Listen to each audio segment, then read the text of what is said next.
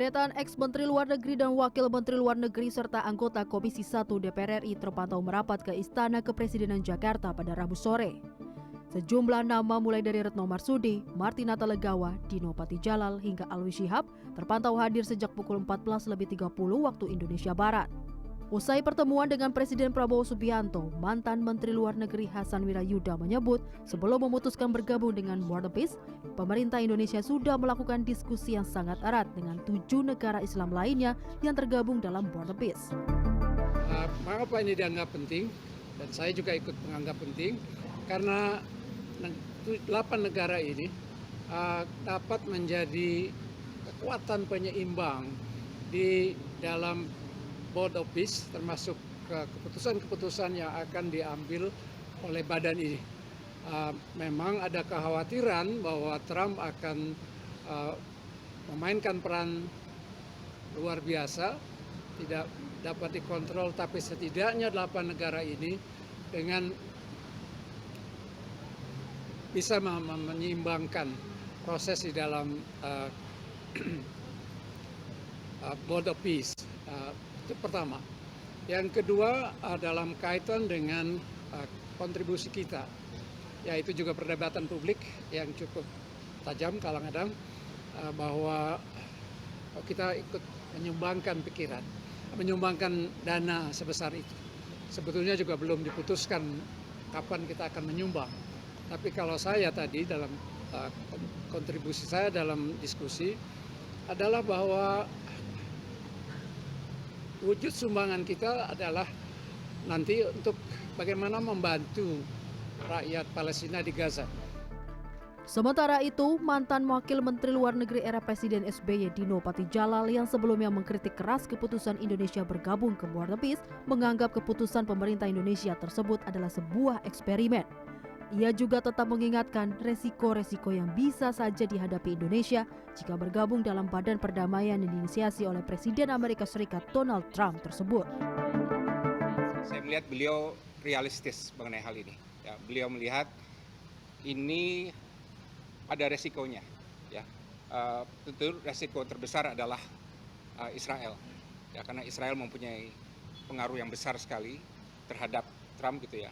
Tapi beliau menyatakan kami yakin kami bisa mengimbangi karena segala sesuatu yang kita lakukan, kita jamin harus ada kekompakan dengan negara-negara Islam. Ya, ini eksperimen dalam arti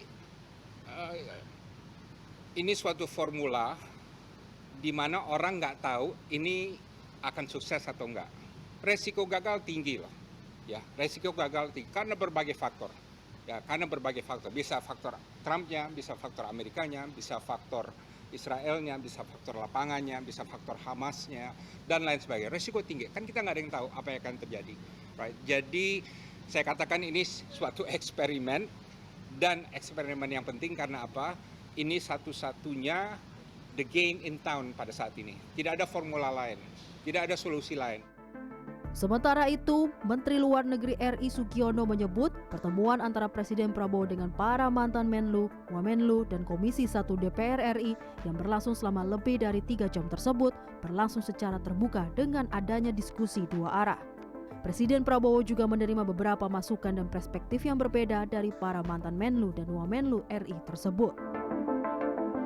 Jadi yang bisa saya gambarkan bahwa pertemuan berlangsung secara terbuka, materi-materi dijelaskan secara terbuka,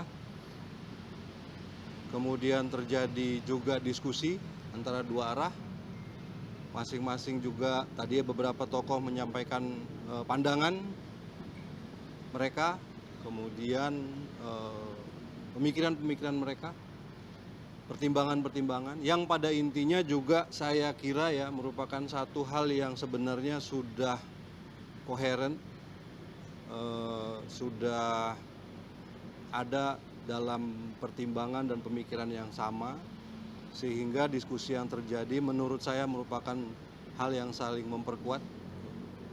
Kalau dianggap pro dan kontra, saya tidak melihat pro dan kontra, tetapi tentu saja dari satu hal ada perspektif yang berbeda yang dibicarakan, dan pada ujungnya melihat segala sesuatu khususnya tentang politik luar negeri ini sebagai satu hal yang sama. Presiden Prabowo Subianto belakangan diketahui mengumpulkan sejumlah pihak untuk berdiskusi soal kondisi geopolitik global, khususnya keanggotaan Indonesia dalam War the Peace. Selain mengumpulkan ex-Menlu dan Wamenlu, pada Selasa kemarin Presiden juga mengumpulkan puluhan pimpinan organisasi kemasyarakatan Islam untuk membahas hal serupa. Pertemuan selalu berlangsung tertutup di Istana Negara Jakarta. Indra Raharja, Jakarta.